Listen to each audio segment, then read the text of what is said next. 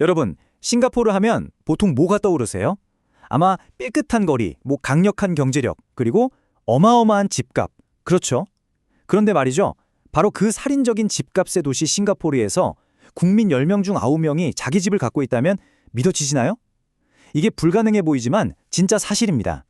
오늘 이 자료를 통해 싱가포르가 어떻게 이 주택의 기적을 이뤄냈는지, 그리고 그 기적의 빛 뒤에 드리운 새로운 그림자는 무엇인지 한번 깊숙이 파고들어 보겠습니다. 자, 바로 이 숫자입니다. 91%. 네, 잘못 보신 게 아니에요. 전 세계에서 땅값이 가장 비싼 도시 중 하나로 꼽히는 싱가포르에서 시민권자 10명 중 9명은 내 집이 있다는 뜻입니다. 와, 이건 정말 전 세계적으로도 유례를 찾기 힘든 거의 기적에 가까운 수치라고 할 수 있죠. 바로 여기서 이런 궁금증이 생기죠. 아니, 서울만한 작은 땅덩어리를 가진 도시국가, 세계적인 금융 허브라서 땅값 비싸기로는 둘째가라면 서러운 곳인데 대체 어떻게 이런 일이 가능했던 걸까요? 이게 바로 오늘 우리가 함께 풀어볼 핵심 질문입니다. 이 놀라운 결과는요, 그냥 우연히 얻어 걸린 게 절대 아닙니다. 이건 모든 국민이 자기 집을 소유하게 만들겠다는 아주 분명하고도 장기적인 국가 철학에서 시작된 정말 치밀하게 설계된 결과물이에요. 한마디로 내 집 마련 자체가 거대한 국가 프로젝트였던 셈이죠. 그렇다면 그 국가 프로젝트의 스케일 대체 어느 정도였을까요? 바로 이 숫자 81%가 그 답을 보여줍니다. 전체 인구 10명 중 8명 이상이 정부가 직접 지어서 공급한 집에 살고 있다는 얘기입니다. 와, 이건 국가가 사실상 전 국민의 집주인 역할을 하고 있는 거나 마찬가지죠. 자, 그럼 이 거대한 시스템의 심장부로 한번 들어가 보시죠. 자, 여기서 이 모든 걸 가능하게 한 주인공이 등장합니다. 바로 싱가포르 주택 기적의 핵심, HDB입니다. 여긴 단순히 아파트만 짓는 건설회사가 아니었어요. HDB, 우리말로 하면 주택개발청 정도가 되겠네요.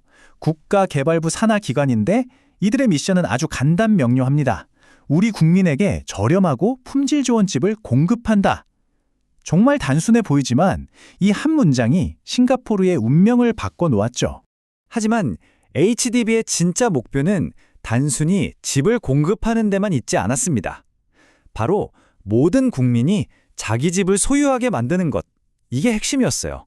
왜냐하면 내 집이 있는 사람은요, 자연스럽게 이 나라에 대한 소속감과 애착을 갖게 되잖아요. 일종의 주인의식을 심어준 거죠. 아주 깊은 정치적, 사회적 계산이 깔린 정말 영리한 전략이었습니다. 자, 그럼 HDB는 이 엄청난 목표를 어떻게 달성했을까요? 그 비결이 바로 싱가포르만의 독특한 모델, 통제된 풍요라는 개념 안에 숨어 있습니다. 이게 뭐냐면 정부가 시장을 아주 강력하게 통제하면서도 국민 개개인에게는 자산을 불릴 기회를 열어주는 아주 독특한 방식이에요. 이 시스템의 핵심은 시장이 두 개로 나뉘어 있다는 겁니다. 첫 번째는 BTO, 그러니까 신규 분양 주택 시장이에요. 이건 정부가 시세보다 훨씬 저렴하게 사실상 보조금을 팍팍 얹어서 최초 분양하는 시장이고요. 그리고 두 번째는 재판매 시장. 일정 기간 의무적으로 살고 나면 이 집을 시장 가격으로 다른 사람에게 자유롭게 팔 수 있게 되는 거죠. 물론 정부도 바보가 아니죠. 이 시스템이 투기편으로 변질되는 걸 막으려고 아주 촘촘한 안전장치를 걸어놨습니다. 소득이 일정 수준 이하인 시민권자에게만 기회를 주고요. 투자는 절대 안 되고 무조건 직접 살아야 합니다. 외국인이나 집 여러 채 가진 사람은 아예 끼어들 수도 없죠. 그리고 이 모든 걸 가능하게 하려고 국가 예산의 무려 6.8%를 여기에 쏟아붓고 있습니다. 정말 엄청난 규모죠. 자, 여기까지 들으면 정말 완벽한 성공 신화 같죠? 그런데 이야기의 전환점은 바로 여기입니다. 모두가 집을 갖게 하겠다는 이 성공적인 정책이 수십 년의 세월이 흐르면서 예상치도 못했던 새로운 문제를 낳게 되거든요. 바로 집이 그냥 사는 공간을 넘어서 너무나도 거대한 자산이 되어버린 겁니다. 싱가포르 경제가 그야말로 눈부시게 성장하면서 과거에 정부 보조금 받고 저렴하게 분양받았던 HDB 주택의 가치가 그야말로 폭등한 겁니다. 이건 초기에 집을 소유했던 사람들에게는 말 그대로 예상치 못한 횡재, 즉 로또나 다름없었죠. 바로 이 지점에서 시스템의 균열이 보이기 시작합니다. 정부는 지금도 처음 집을 사는 청년들을 위해 신규 주택, 즉 BTO를 예전처럼 저렴하게 공급하고 있어요. 하지만 한번 시장에 풀려서 거래되는 재판매 주택 가격은 완전히 다른 세상 이야기가 된 거죠. 똑같은 HDB 아파트인데 누구는 정부 보조금으로 아주 싸게 사고 누구는 그걸 시장 가격으로 엄청 비싸게 사야 하는 상황이 벌어진 거예요. 이 둘 사이의 가격 격차가 지금 싱가포르의 새로운 딜레마가 됐습니다. 한 보고서는 이 문제를 아주 날카롭게 지적합니다. 이 정도 규모의 횡재는 다음 세대가 훨씬 더 높은 가격을 지불해야만 한다면 지속 불가능하다. 결국 이게 무슨 말이냐면요.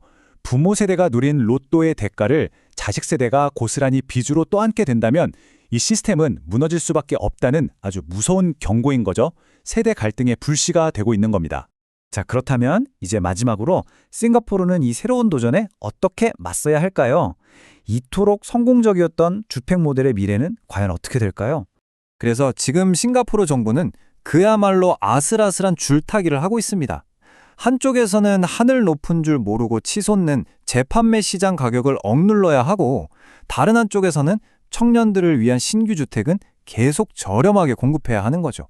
공급을 늘리고 대출을 조이는 등 가능한 모든 수단을 동원해서 이 위태로운 균형을 맞추려고 애쓰고 있습니다. 결국 이 모든 논의는 하나의 근본적인 질문으로 돌아옵니다. 집은 안정적인 삶을 누릴 권리일까요? 아니면 부를 늘리기 위한 자산일까요? 싱가포르는 정말 기적적으로 이 두 마리 토끼를 다 잡으려고 했습니다. 하지만 한 세대의 성공이 다음 세대의 부담이 되고 있는 이 새로운 균열 앞에서 과연 이 절묘했던 균형은 계속될 수 있을까요? 여러분의 생각은 어떠신가요? 오늘 분석은 여기까지입니다.